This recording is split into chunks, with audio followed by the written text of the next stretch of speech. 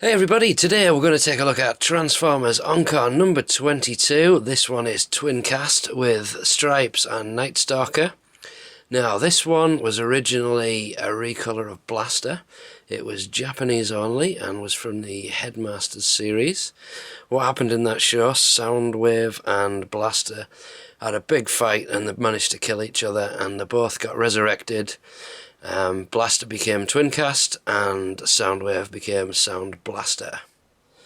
So before we continue with this, I'd just like to give a big shout to Digital Jedi 2814. He's a good friend of mine and he's just started a channel up on YouTube. And his very first review is Sound Blaster. So I thought this would be a nice companion piece. So Digital Jedi 2814, get yourselves over there, give him a subscription, give him a comment, tell him I sent you. I'm sure he'd appreciate it. So on the front of the box we can see this is completely in Japanese, as you would expect from a Japanese release. We can read Takara Tomy, and that's about it. Got some great Generation 1 style packaging. Got this little instructions on the top, how to transform him. Not difficult, not really required either, but there you go. On the back we can see that's Fortress Maximus there. We've got a load of the Headmasters, including Chrome Dome. And we've got Triptychon over there. Loads to see on that picture. Not a lot to read though, it's all Japanese. So inside the box we get the usual instructions, all Japanese again, and not really required really. It's a pretty basic Transformer, this one. The original mould is from 1974, so it was 10 years old when they first nicked it for Transformers. Then we get some little cards. We've got Sound Blaster there. You can see his Japanese specs there. And we've got Stripes. I think this is all new artwork created for these. And finally we've got Night Stalker. Notice he's got little red tips to his missiles, doesn't have that on the tie. And there's his specs on the back. Within the box everything comes in this nice plastic tray, as you would expect from the Encore releases. The top just lifts off. And we can see there we've got a red version of Blaster's original gun. We've got these two little weapons that originally would belong to Ravage, but they go with Night Stalker in this set. And we've got these two done in gold, which would have originally come with him, but on this version they go with this guy. And there you can see Twincast looking very blue and sort of off grey. This is Twincast, and as you can see he's a Ghetto Blaster. Very, very similar to Soundwave, but he's a little bit bigger, quite a lot bigger in fact. Now originally both of these guys were from the Microchange line, I believe, possibly before that, because 1974 I don't think Microchange were around back then. I have seen a version of Blaster where he does actually have a working radio inside him, which I think might well be one of the earliest versions. On the front there we've got these little buttons, and unlike Soundwave, these work. That's his play button, you can see that's gone down. And that's the stop button, so we can do that. And then if you push both of these, we've got the eject, and you can see there this is a double-sized little space. And if we get the cassettes, you can get them both in, which is a change from Blaster because that only fit one. Something they've added on here from the original releases, we've got this little picture. I believe it's Scorponok, but it's a little hard to tell because it's so small. And you'll notice there we've got 6 little dots. Now they've all got little arrows on them, and what the gimmick here is, they've both got the same one, so you'll be able to see it on the other guy. When you've got your cassettes in there, it's really hard to pick up. One of those dots has a blue ring round it, and that will show up better on here, and it's meant to be his weak spot. It's not very successful on this one because it's quite hidden, but on Sound Blaster it works a lot better. But the cassettes with Sound Blaster show Fortress Maximus. So let's transform Blaster then. Dead easy this one. Not quite as easy as Soundwave, but not far off. So we move them apart, we click that round, lock his feet down, same on the other side. That just slots into the side there, and push that down.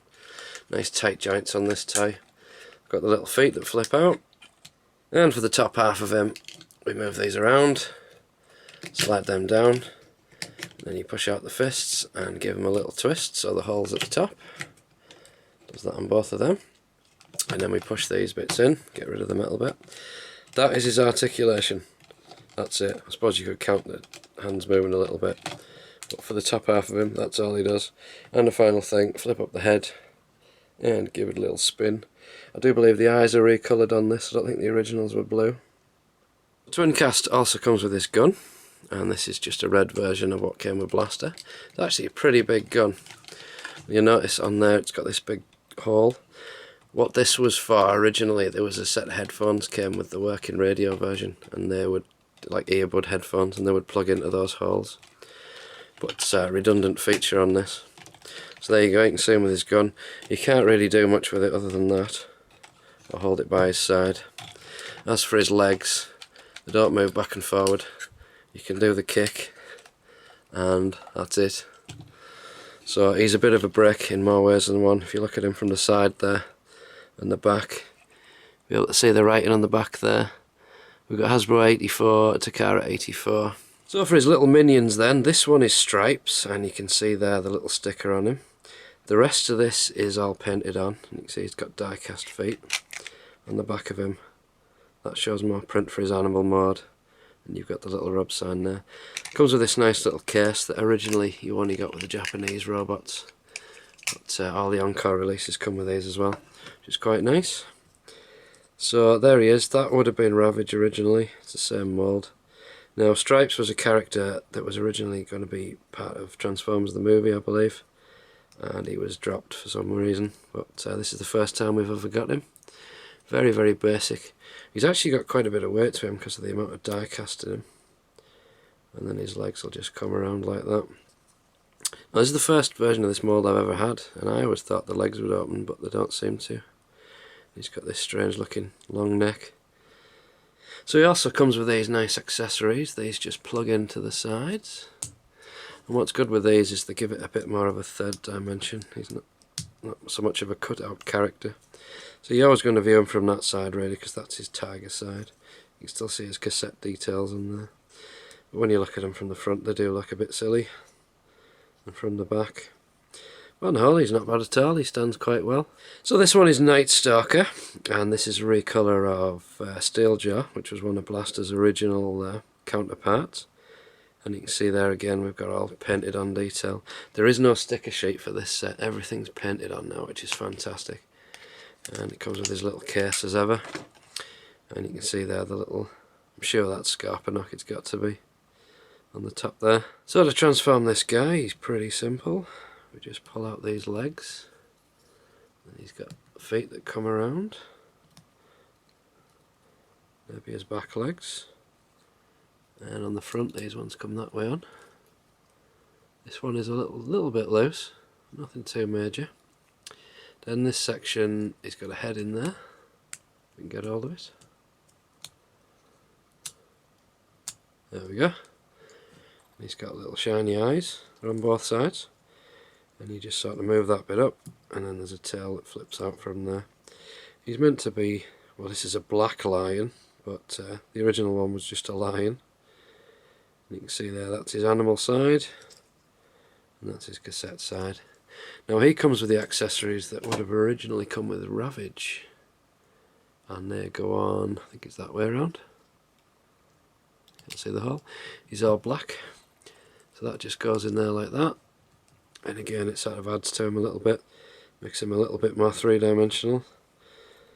He's not quite as successful as Stripes, I would say, but it's certainly not too bad looking. So here they are all together, and you can see Twincast towers above the little cassette bots there. He is a lot bigger than Soundwave, but Blaster was always bigger anyway. But it's not a bad toy, it lacks something that Sound Blaster has. Sound Blaster just has that little bit of class that this guy seems to lack. I think that's what my problem is. Plus Soundwave is just such a good mould, and he comes with better cassette bots, I think. You've got Ratbot redone as Wing Thing, and you got the Rumble Frenzy mould done as Enemy. They're both so much better than these two. So on the whole, you're getting 3 bots that are better than these 3 bots. I think that's where my problem is.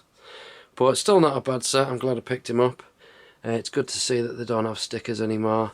Although I do like putting the stickers on. It's better in the long run that they're just printed on. They're going to last longer. So there you go. That is Twincast, Stripes and Night Stalker. Transformers Encore number 22. This has been Luke, thanks for watching, and I'll see you next time.